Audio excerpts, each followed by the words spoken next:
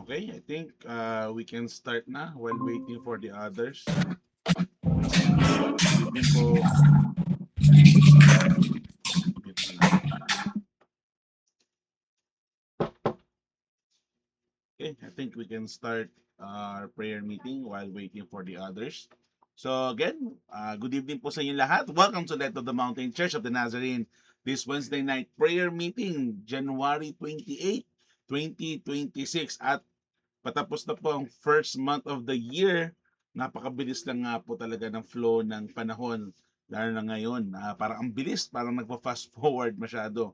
Kailangan mo yon, tapos na ang first month ng January ng taong ito, magpe-February na, and sooner or later along the line, makikita natin magdi-December na naman or mag-anniversary na naman ng ating simbahan. So 10th year anniversary natin this year. So magandang gabi po sa ating lahat. Ang bilis ng panahon. Napakabilis ng panahon talaga. Kaya dapat ay sinusulit natin 'to at ini-enjoy at syempre inasaayos ang lahat ng mga bagay. Again, magandang gabi po sa inyong lahat. Welcome to Light of the Mountain Church of the Nazarene this Wednesday night prayer meeting, January 28, 2026. At tayo po ay ang topic po kasi natin last time is entire sanctification. At pag-uusapan po natin yung salvation on a nutshell.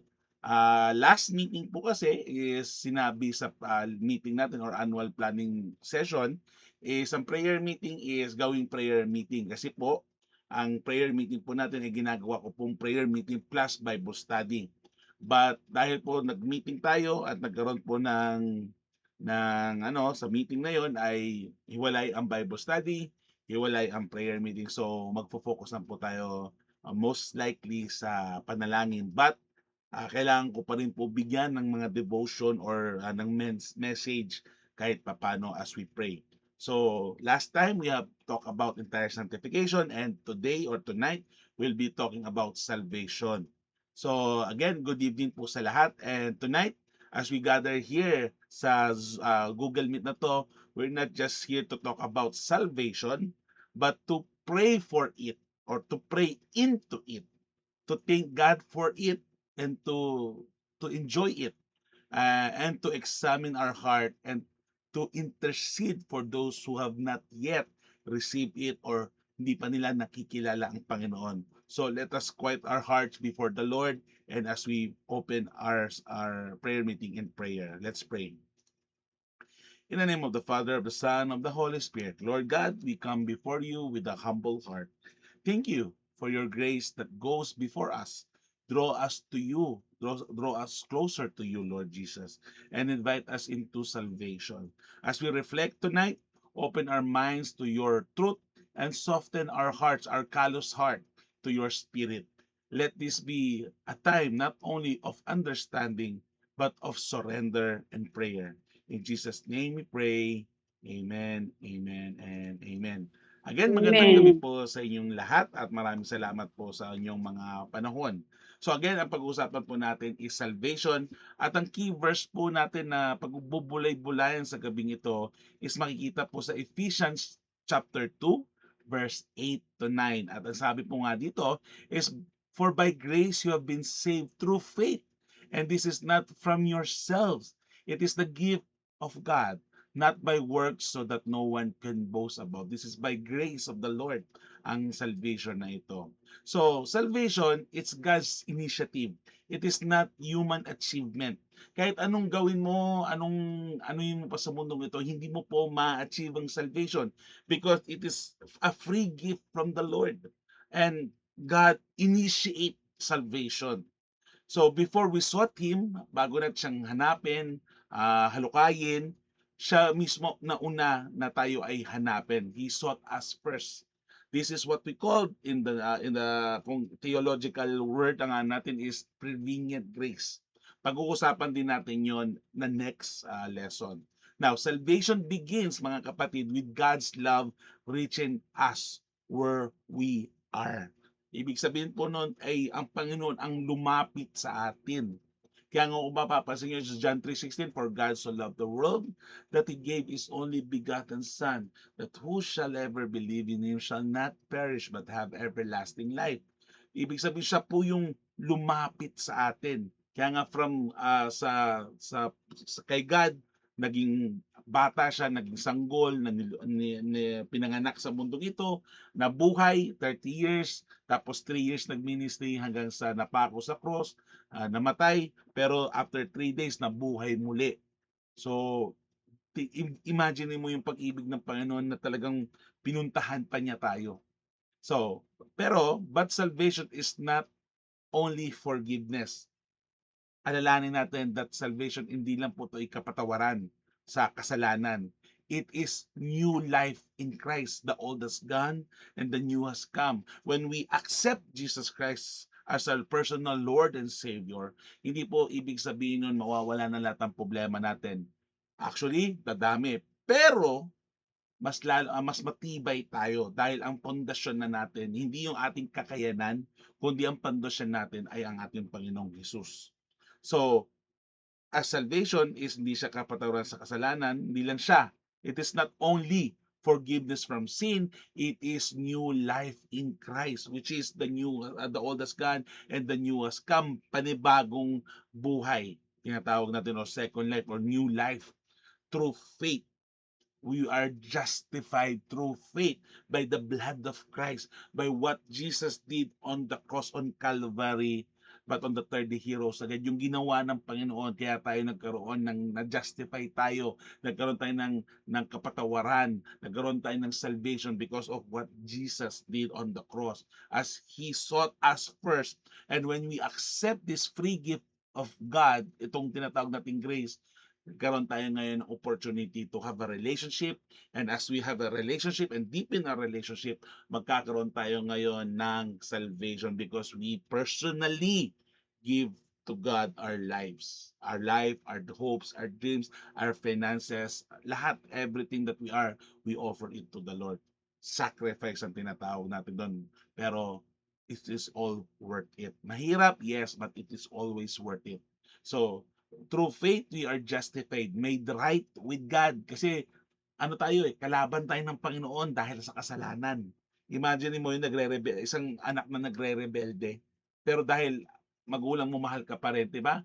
But once you naghumingi ka ng sorry, ang magulang yayakapin, kahalikan, at di ba? Yung ganong feeling. So, again, through faith, we are justified, made right with God, and regenerate, given a new heart. Hindi na tayo callous heart, kundi bagong, kaya nga create in me a pure heart of God, di ba? This grace does not end at conversion. Actually, it continues to transform us into Christ likeness. Ibig sabihin po nito, mga kapatid, hindi po porket na convert ka na, nagkaroon ka na ng conversion from the old to new, from sin to holiness, from demotic and worldly desire to Christ desiredness, to self-centeredness to Christ-centeredness. Hindi po doon nagtatapos. Once we accepted Jesus Christ our Lord and Savior, hindi po dito nag-e-end ang transformation or conversion. Actually, it continues to transform us from the inside out, making us Christ-likeness. Kaya nga tinatawag diba natin is to be Christ-like. Ano ba? Kaya nga mayroon tayong tinatawag na WWJD. Ipakita ko po sa inyo kung ano ito. Ito po, WWJD. Yan. What? Ang ibig sabihin po nito is what would Jesus do? Ano ang gagawin ng Panginoon? Kung ikaw ay may problema, anong gagawin mo? Kung ikaw ay nahihirapan, anong gagawin mo? Kasi FYI mga kapatid, kung hindi niyo pa nababasa ang Bible, spoiler alert, lahat po na nararanasan natin, naranasan ng Panginoon. Sakit, puot, galit, pero galit niya is righteous anger, pagmamahal, pagpapatawad, na feeling lonely. Alam niyo ba, maraming beses na naging lonely ang Panginoon kasi habang siya ay umiiyak, nagdadasal, umiiyak ng dugo, habang siya ay in agony, nagdadasal sa Panginoon, ang mga disipulo niya anong ginawa? Tulog. Tapos hindi siya maintindihan. So lonely, di ba? And many more. Lahat ng nararanasan natin, lahat na natin naranasan ng Panginoon yan. And kaya nga, to be Christ-like is to be to take up the mantle and to put in the shoe of Christ. So, paano tayo mag-isip, paano tayo magsalita, paano tayo magsalita, it always reflect who God is in our life. Kung ikaw ay laging natataranta, laging galit, laging na ano, 'di ba? So ibig sabihin nun mahina pa o mababaw pa ang relasyon natin sa Panginoon, because ang mga taong malalalim na, FYI, hindi pa po ako malalim. Hindi porket pastor po ako, malalim na ako. Marami pa rin po akong mga pagkakamali, mga pagkukulang, but I try. I try. Ang problema kasi po sa iba sa atin, we don't try. But we have to try. We have to try to worship the Lord in spirit and in truth in everything that we do. Hindi tayo perfect, yes, but we have a perfect God. Hindi tayo marunong, yes, pero ang Panginoon natin i-equip tayo para maging marunong tayo, as long as we are willing. Pag gusto, maraming paraan. Kung ayaw, maraming dahilan. And most of the time, 90% of the time, puro tayo dahilan. Puro tayo, ay, next time na lang, marami akong ginagawa. O, I, uy, o. Ang daming nating ginagawang eksena, ang daming nating ginagawang mga palusot upang tayo ay hindi magpagamit sa Kanya. Tandaan po natin, 'pag gusto maraming paraan, kung ayaw maraming dahilan. "Ay, hindi niyo po ako naiintindihan, pastor, ang dami kong." Yes po, lahat po tayo maraming ginagawa. Lahat po tayo, lahat busy, lahat po tayo may mga nararanasan. But as we continue to worship the Lord our God in spirit and in truth, mas lalo tayong lumalapit sa Kanya. Kasi marami na nga tayong ginagawa, marami na nga tayong problema, lalayo pa tayo sa Kanya, saan tayo pupulutin? Sa kangkungan. Dapat 'pag marami kang nangyayari sa buhay mo, marami kang nararanasan, marami kang puot, galit, at kung ano-ano bang mga problema sa buhay mo, huwag kang lalayo sa Panginoon, kundi mas layo pa lumapit sa Kanya. Salvation then is not merely a past decision, it's a living relationship that calls us to daily trust, obedience, and prayer. Hindi porket sinabi mo nang may salvation ka na tapos na yon. Hindi, it is a continuing, living, growing, deepening relationship with Christ that calls us to trust Him fully, to be obedient, and to pray for Him. So the reflection that I want to think about is, am I really fully trusting God's grace? Or am I still trying to earn my salvation? Or masyado ka pang ano sa sarili mong kakayanan na hindi mo maibigay lahat sa Panginoon. Now, since salvation is God's work from beginning to end, our proper response is prayer. Prayer of thanksgiving, prayer of confession, and prayer of intercession. Now, as we pray tonight and we give glory to the Lord our God, tandaan po natin, prayer of thanksgiving nito is salvation. As we receive salvation, we have to thank God for His grace. Libreng regalo ng Panginoon ibinigay sa atin. Pasalamatan natin siya. We don't deserve it. To be honest, we don't deserve that grace. But He still gave it to us regardless. Ganun tayo kamahal ng Panginoon. And we have to thank Him for forgiveness, for giving us new life in Christ. Diba? Kaaway tayo ng Panginoon eh. We should go to hell. Dapat tayong maparusahan. Pero dahil sa pag-ibig niya, siya ang naging kabayaran ng kasalanan natin nung siya ay namatay sa cross. Imbis na tayo ang parusahan, siya ang pinarusahan. Imbis na tayo ang mamatay, siya ang namatay. Kapalit natin dahil sa kanyang pag-ibig. So we have to thank God for this opportunity. We have to thank God for giving us this forgiveness, this gift of grace, of free gift. Kasi maraming gift, pero may kapalit pala yun. Ito, free gift without string attached. So, ang ano natin is, Lord, thank you for saving us. Not because of our work, not because of our capabilities, not because of what we can do, but because of your mercy. Yan dapat ang pinagpipray natin. Yan po yung sa prayer of thanksgiving and prayer of confession and renewal. Confess. Confess our areas where grace is taken lightly. Kung saan tayo nagkakasala, pag pray mo yan, mga kasalanan na alam at kasalanan tago. And FYI, mas marami po tayong kasalanan tago. Ipanalangin natin sa Panginoon yan. Huwag mong hayaan na mashackle ka ng kasalanan, ng temptasyon, posas ka ng kasalanan, ng tentasyon. Be free with the freedom that God give us. And ask for a renewal heart and obedient heart. Kasi 'di ba, obedience talaga ang key to grow. Obedience is the key to grow. So search us, O Lord, and give renewal in the joy of your salvation. Yan po dapat ang ating inaano. And siyempre yung the last is the intercessory prayer, salvation for others. Pray for your family, for our family, the church family, your family, family ng asawa mo, family ng mga kaibigan mo, family ng close friend mo, ah, pag-pray mo rin ang mga kaibigan mo, mga coworkers mo, mga kaempleyado mo or leader mo or HOA mo or anyone in the community, lahat ng tao na kilala mo, ipag-pray mo lalo na 'pag hindi alam mong hindi pa sila nasa sa Diyos. Kasi iba po yung alam ang Diyos sa may relasyon ng Diyos, ha. Wag po sana natin kakalimutan magkaiba po yung kilala ang Diyos at yung may relasyon sa Diyos. Marami po kasi tayo kilala lang ang Diyos pero walang relasyon sa Diyos. Pag-pray mo yung mga taong yun, pag-pray mo yung pamilya mo, pag-pray mo yung sarili mo, and also pray that the Holy Spirit will draw them. Ito yung tinatawag na prevenient grace na ilapit ito sa Panginoon. So, as we pray, we say, Lord, draw them to yourself. Use me as a witness of your saving grace. Magpagamit ka sa Panginoon. Ang kailangan ng Panginoon is a willing heart. Kung magaling ka nga, marunong ka nga, ayaw mo namang magpagamit, walang mangyayari. Mas maganda nga marunong ka na tapos nagpapagamit ka pa, ang ganda at ang laki, ang lago ng paggamitin ng Panginoon sa atin. So as we conclude in our message this evening and as we focus more on prayer tonight, let us be reminded that salvation is by grace and by grace alone. It is not us, but it is Christ, sustained by grace and live out through grace. So let us leave this place, this meeting tonight, trusting fully in Christ and committing ourselves to prayer. Kapatid, may kanta nga tayo that read your Bible, pray every day, and you'll grow, grow, grow. Noon, ngayon, at magpakailanman, totoo yun.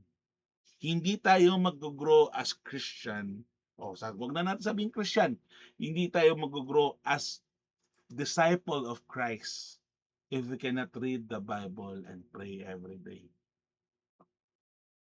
Commit yourself to Christ in prayer, not just for yourself, but for others also, until all may know His love, saving love or loving grace.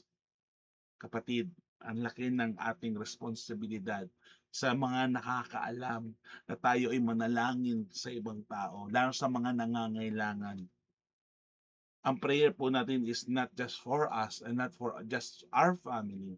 As our prayer should be prayer for everyone, especially the one who is needing mentally, physically, emotionally, spiritually, socially, anything in the spectrum na may problema o kahit walang problema ang tao, ipag-pray mo pa rin. Ang laki ng responsibility natin. At FYI, prayer is effective, prayer is efficient, prayer is relevant, prayer is powerful.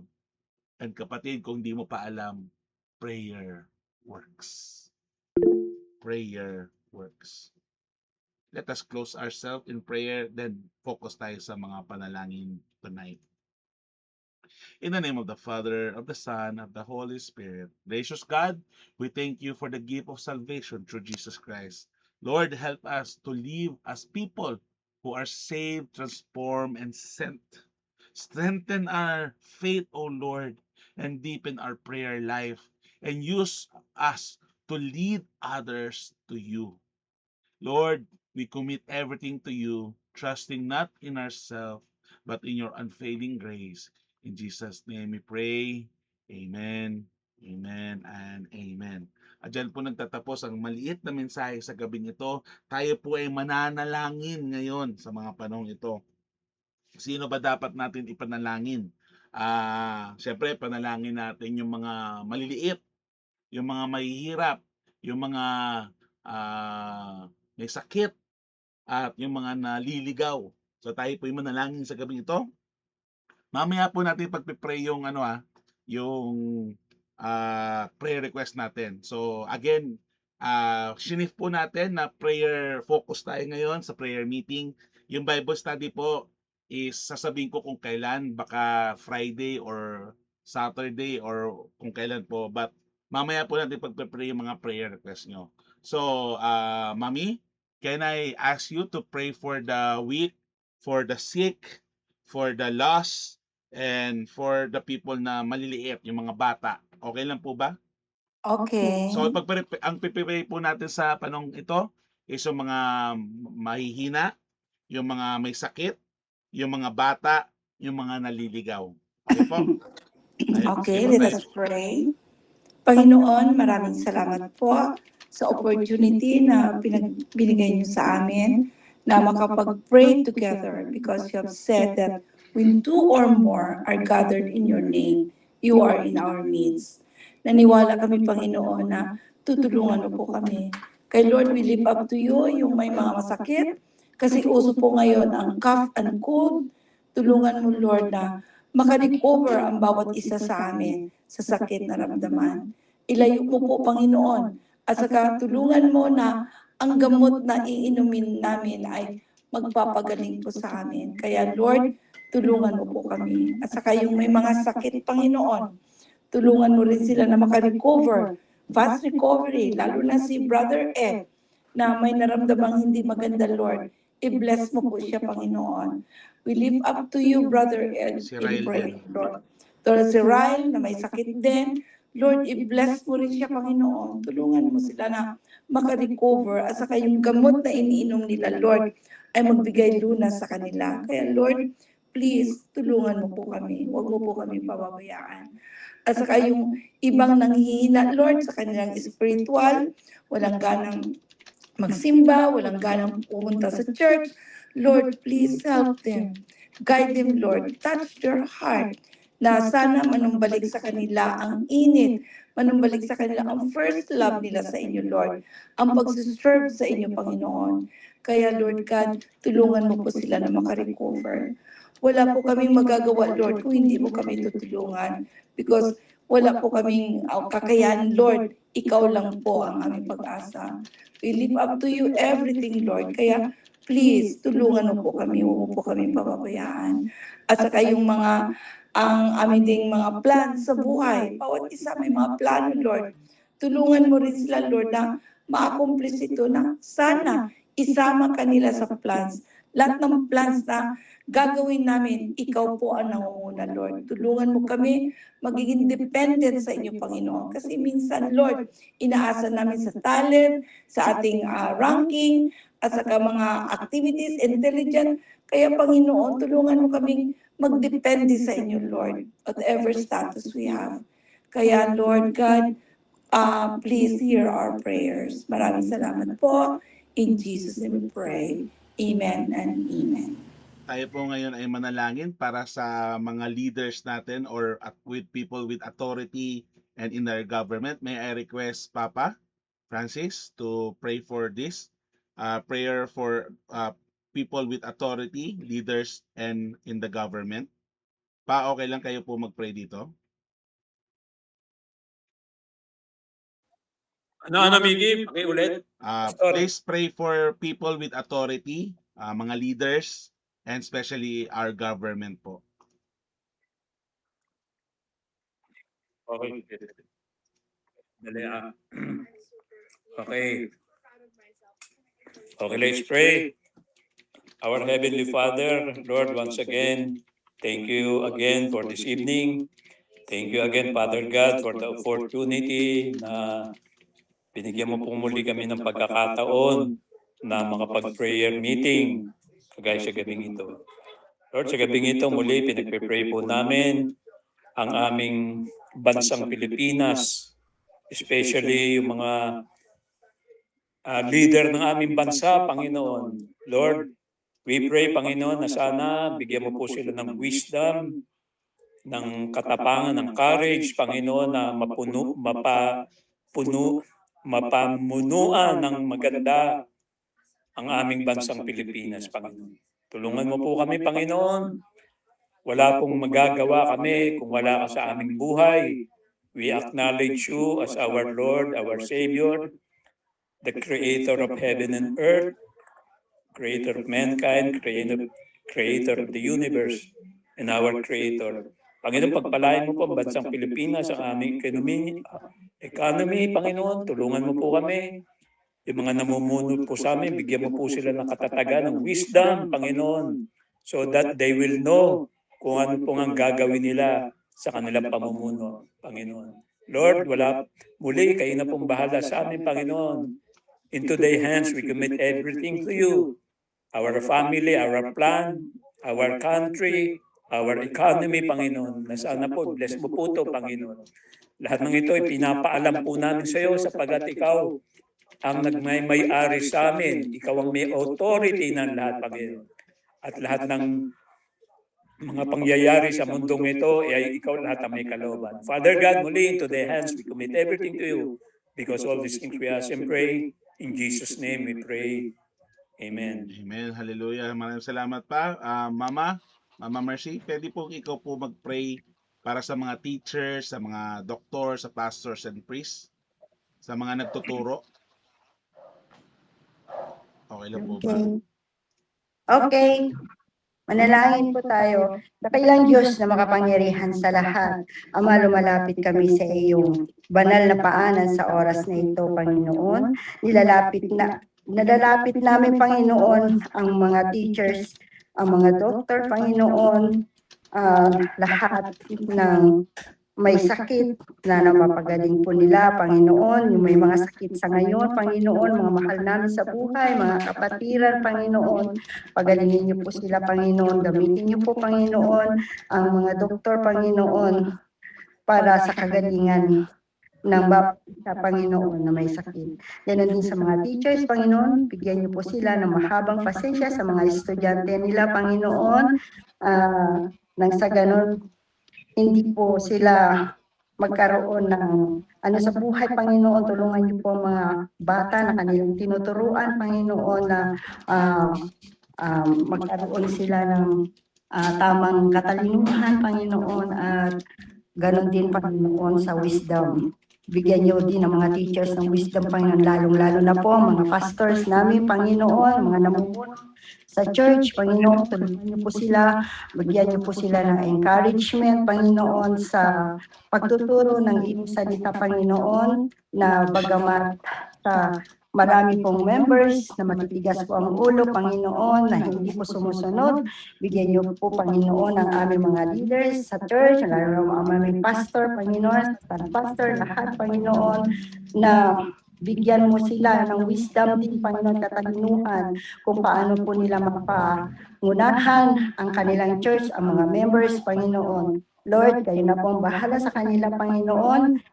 Bigyan niyo po palagi sila ng encouragement na magpatuloy sa iyong gawain, Panginoon, na bagamat ang mga nangyayari sa mundong ito, Panginoon, ay hindi na po kanais-nais, Panginoon, kasi minsan ang masama ay nagiging mabuti na po. Ganon din, ang mabuti nagiging masama na po, Panginoon. So pangunahan niyo po, Panginoon, ang mga leaders ng church, Panginoon, na manguna po sila at mabigyan ng katalinuhan, ng wisdom na maituro sa mga members ang mga bagay-bagay, Panginoon, na nagmumula sa iyong mga salita, Panginoon. Lord, kayo na po manguna sa aming lahat, Panginoon.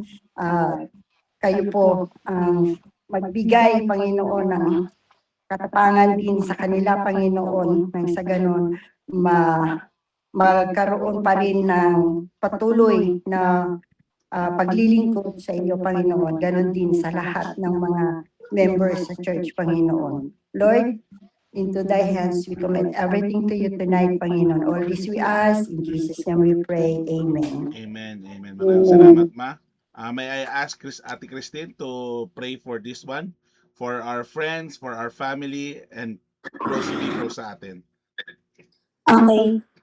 Panginoon, marami po salamat, Lord, sa gabing ito na kami ay nagkatipon-tipon. Pinagpipray ko po ang mga malalapit po sa aming mga tao, ang aming pamilya at aming mga kaibigan, Lord. Naway maging mapalapit po sila sa inyo, Lord. Alam ko po marami pong may mga struggles. Naway po lumapit po sila sa inyo, Lord, dahil kayo lang po ang aming Lord and Savior, Lord. At ikaw lang po, Lord, ang makakapawi, Lord, sa mga struggles po namin. At ikaw lang po nakakaintindi sa amin. At ikaw lang po ang magbibigay ng way, Lord, na mapagtagumpayan po ito, Lord. Naway ang mga taong pong ito ay lumapit po sa inyo, Panginoon, and ma-feel po nila ang iyong presence, Panginoon, at yung mga naglalamig, Panginoon, naway po ay manatili po at bumalik po ang spark at ang na mapalapit pa po lalo sila sa inyo, Panginoon.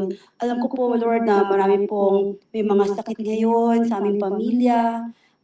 Gabayan niyo po sila, Lord, and bless niyo po sila, Lord. Sila Mami na ngayon ay nagpapagaling sa kanyang sakit sa mata at sa kanyang osteoarthritis, Lord.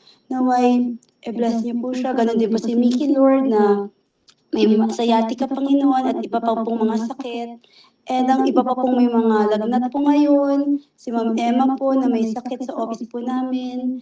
And sino po, yung mga iba pa po namin kakilala, Lord, na may sakit, naway kayo po ang magpagaling po sa kanila, Panginoon.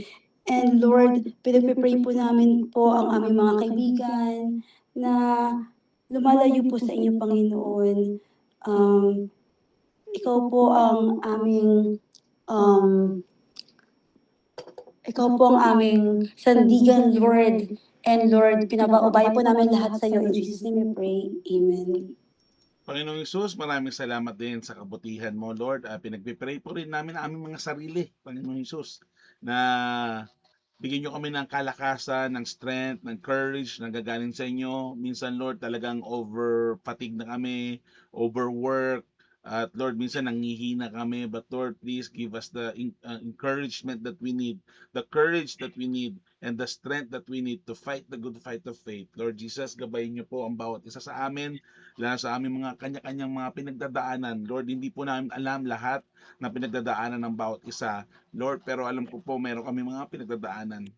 Kaya po Lord, kami lumalapit sa inyo at humingi ng tulong at ng gabay na kami ang bigyan nyo ng kalakasan, Panginoon Hesus. Tulungan nyo kaming gampanan ang aming mga tungkulin at gampanan ang aming mga dapat gawin, lalo na Lord, hindi lang sa trabaho, sa pamilya, sa komunidad, kundi sa aming sarili at ganun din po lalo na sa inyo, Panginoong Hesus. Lord Jesus, hindi namin kakayanan to ng kami lang, Lord. We need you to be with us na para po magawa namin ang mga dapat namin gawin, tapusin, Panginoong Hesus. Lord, huwag niyo kong ipapabayaan, Panginoong Hesus, at lagi niyo kaming bigyan ng oportunidad to grow deeper in a relationship with you. Lord, ibinibigay ko namin lahat ng papuri at samba sa ngalan niyo. In Jesus' name we pray. Amen, amen, and amen. Tayo po ngayon ay mananalangin sa ating mga prayer requests. So kung meron po kayong mga prayer requests, paki-chat na lang po ng inyong mga prayer requests at tayo po ay mananalangin. So ihabol nyo na lang po ang mga prayer request nyo. Pa-type na lang po ng prayer request nyo para po mapag-pray po natin ang mga ito. So tayo po ay manalangin. In the name of the Father, of the Son, of the Holy Spirit, Lord Jesus, we come to you this evening as a church, as a family, and as a people who loves you, Panginoon Jesus. Lord, gabayan niyo po ang bawat isa sa amin as we do and as we say and as we act sa lahat ng aming mga gagawin sa mundong ito. Gabayan niyo po ang bawat isa sa amin. Sa mga panungin po ito ay pinagpipray po namin ang prayer request nila Mama at Papa for good health and God's protection of everyone, Panginoon Jesus. Also, please pray for daily and financial provision ng bawat isa, especially sa family namin, Sustaining Grace, Diva De Guzman, and Galapon family, and especially sa trabaho ni Gian. We also pray for our Philippine government and economy, lalo na Lord na problema sa ekonomiya at sa government because of corruption at kung ano po mga bagay. Lord, we pray that you may protect us and heal our land, Lord Jesus Christ. We also pray for the prayer request ni Ate Connie, kay Nanay Connie, for good health at sa kanyang family, especially sa kanyang mga inaalagaan, sa kanyang mga amo, sa kanyang mga bossing, sa kanyang lalo sa kanyang family, Panginoon Jesus, at gabayin niyo siya. Maraming salamat sa buhay ni Nanay Connie sa kanyang willingness to worship you in spirit and in truth. We also pray for the prayer request ni Mommy for good health para sa lahat, for our Sunday school na nililid ni Engineer Jun Nicolas, sa aming worship service, especially Lord, ako po ang magpipreach this Sunday. 25 o 30% pa lang po ako tapos. Lord, bigyan niyo ako ng katinunuhan, ng wisdom na nagagaling sa inyo upang matapos ko at ma-share ko ang gusto niyong i-share sa aming simbahan. We also pray for our Valentine's Day celebration sa 15, dahil Sunday po yun. Ay tulungan niyo po ang mga youth na makaisip at makaplano ng maayos, Panginoon Jesus. We also pray for our church year, 10th year church anniversary on June. Although matagal pa po, pero pinagpaplanuhan na po namin upang maibigay ito ng maganda para sa inyo, Panginoon Jesus. We also pray kay Leng na for good health, provision, guidance sa buong family and friends, especially sa kanya, Panginoon, kay Ryle na may sakit, ay gabayan niyo po at niyo po papabayaan. We also pray sa prayer request nila Tita Mildred and Kuya Alex for good health sa buong family nila, sa trabaho nila, sa mga ginagawa nilang ministry at sa mga many more, Panginoon Jesus, ay gabayan niyo po at huwag niyo papabayaan, especially ang kanilang mga apo at kanilang mga anak, Panginoon Jesus. Huwag niyo sila papabayaan, gabayan niyo po sila, Lord Jesus Christ. We also pray for sa prayer request ni Ate Junilin. Prayer request niya is spiritual restoration, physical healing, good health at protection sa asawa niya na nasa malayo, kada sig sa pagbasa ng Bible at sikapin na mapamuhay ng bawat nanampalataya ang mga salita ng Diyos, mga anak sa kanilang pag-aaral, maging masipag sila at masunurin sa mga magulang, financial breakthrough. Yes, Lord, although malayo na si Ate Junilin, we pray and we are thankful for her life. Gabayan niyo po siya, ganun din sa kanyang family, sa kanyang asawa. Ganun din kay Ate Junilin, Lord, huwag niyo siya papabayaan. Gabayan niyo po siya, Panginoon Jesus. We also pray for Ate Christine, long life, healthy family, for me and my family, complete healing kay Mommy and healing sa eyes, cough, and full restoration from osteoarthritis in her legs. Complete healing, yes, Lord, sa sciatica at sa mga iba pang sakit, completion of our task, fraud audit year, and wisdom, focus, and favor as we finish our task completely. Ang aming company outing, ang wisdom and strength at work, God's protection for me and my loved ones, financial and daily provision, good weather for company outing, church anniversary, more client to close this year, church service and Sunday school, at ganun din sa kay Pastor John Ray, Panginoong Jesus.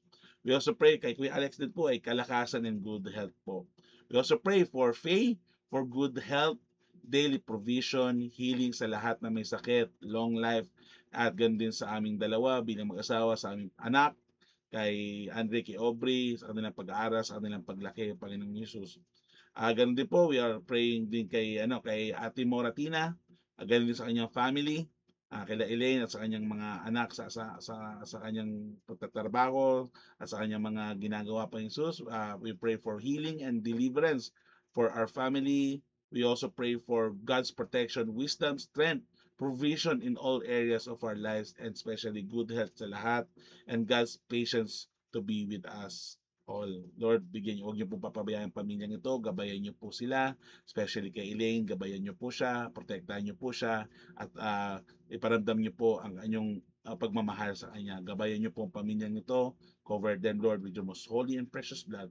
We also pray kay Rachel for good health, niya, ng family niya, at ingatan siya palagi, Panginoong Jesus, sa kanyang mga ginagawa, sa kanilang biyahe, at sa kanyang mga ginagawa sa church, sa office, at sa bahay, Panginoong Jesus. We also pray sa aking prayer request, Lord, sa sermon ko this Sunday.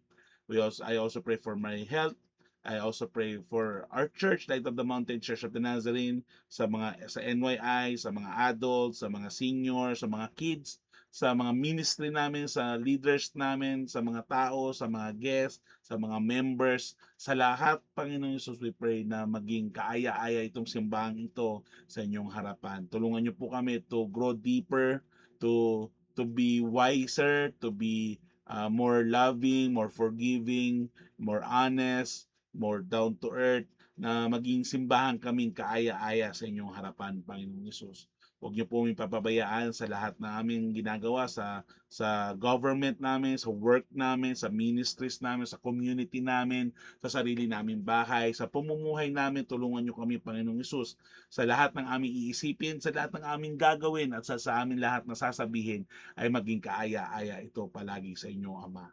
Lord Jesus, we give all the glory to you. We need you, Lord, because without you, Lord, we are nothing. So, Lord, we need you. Empower us, cover us with your most holy and precious blood, and use us for your glory, honor, and praise. Binibigay po namin lahat ng papuri at pagsamba sa pangalan niyo, Panginoong Jesus. At Lord, gamitin niyo ang buhay namin para sa inyo. We give you all the glory, honor, and praise. In Jesus' mighty name we pray. Amen, amen, Amen and Magandang gabi amen. po sa inyo lahat. Oh, Maraming salamat po. At kung picture meron po kayong picture. time, is pwede po pa-open ng yung mga camera if okay po, para po makapag-picture tayo sa gabing ito. So, as we 3, 2, 1, smile. Alright, God bless you po. Stay safe at maraming salamat po. See you this Sunday. Huwag po kayong mawawala. God bless you po and maraming salamat po ulit. Sister Bye-bye. Good night Jonilyn, po. kumusta ka na? Maraming salamat po sa inyong lahat. Thank you. Sister Mercy, bye-bye, God brother. bless you po. Brother Salamat po. Francis. Good night po. Connie, bye-bye. Sister Dina, bye-bye. Everyone. Bye-bye. Po. Bye-bye. Okay, bye-bye everyone. God bless. Bye-bye. Bye-bye. Good night.